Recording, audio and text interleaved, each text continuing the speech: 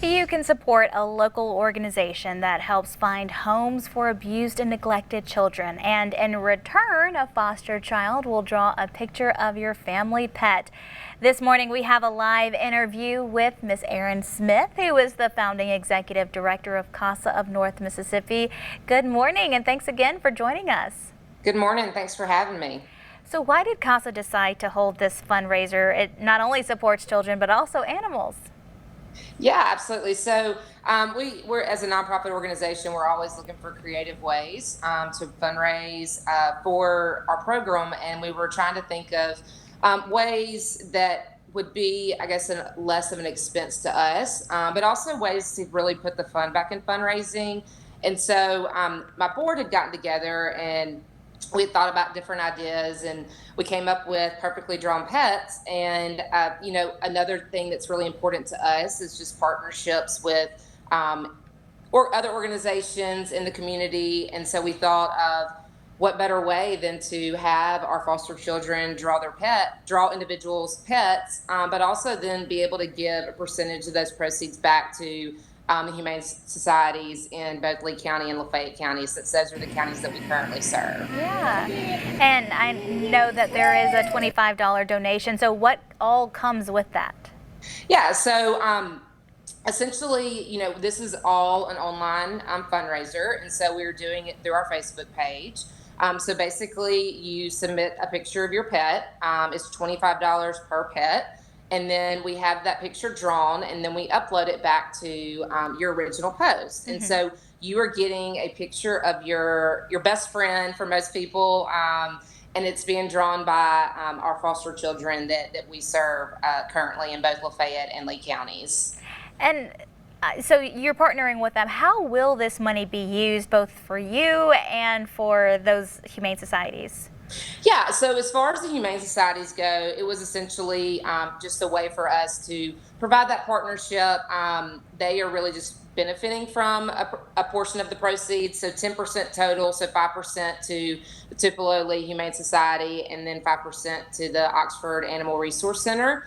And then for us, when we raise funds, what we do as a program is we advocate for abused and neglected children in the youth court. So we are a nonprofit organization that recruits and trains volunteers, and they get assigned to court cases just like CPS social workers.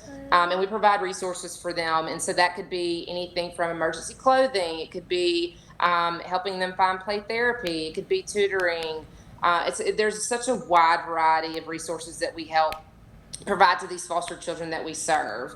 And so a lot of our funding goes towards those resources and towards those needs that these children that have essentially been uprooted from their homes and all they've ever known in their life and placed in foster care. And so we stay on their cases until the case is closed, and that means they could be adopted or it could be reunification.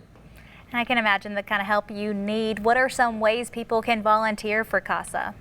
Yeah, the heartbeat of our organization is our volunteer advocates, and that's really the main way individuals can volunteer. We hold trainings on a quarterly basis. We actually have our first big training in Lee County coming up this week. It starts this week. And then we also hold them in Lafayette County too. And so while we are one program, we serve multiple counties. And so that's the biggest way for individuals to get involved, and that's usually what we need the most, because we need enough volunteers to serve the amount of children that are in foster care. Collectively, there are well over 250 children in foster care between the two counties. And right now, as we have grown into Lee County, that's definitely been a priority for us to recruit more volunteer advocates to be able to serve these cases that need a volunteer. Other ways are going to be events that we have. Again, as we've just recently expanded into Lee County in January and changed our program name. And so those events are still in the planning process and looking to see what would be most beneficial for that area. And then, of course, we have events here in Lafayette County. And something that I get a lot too is, do these events benefit both counties? So we are one program, and so any event that we hold does benefit both counties. It benefits the program as a whole. So it's benefiting both Lafayette children that are in foster care, but also the children in Lee County that we serve as well. So there's those kind of events, that if people might not have the time to be a volunteer advocate, and sometimes people just don't have the capacity to do it because it's not always sunshine and rainbows. We are definitely dealing with the most vulnerable population, and so it's really important that people understand that it is a commitment to be a volunteer advocate for CASA. But again, we have other opportunities, in different events that we have where people can, just come and volunteer for a day, or volunteer in the planning process of events as well. Well, Erin, that is all the time we have. Thank you again for joining us so early, and we appreciate all that you do. Yes, thank you so much for having us.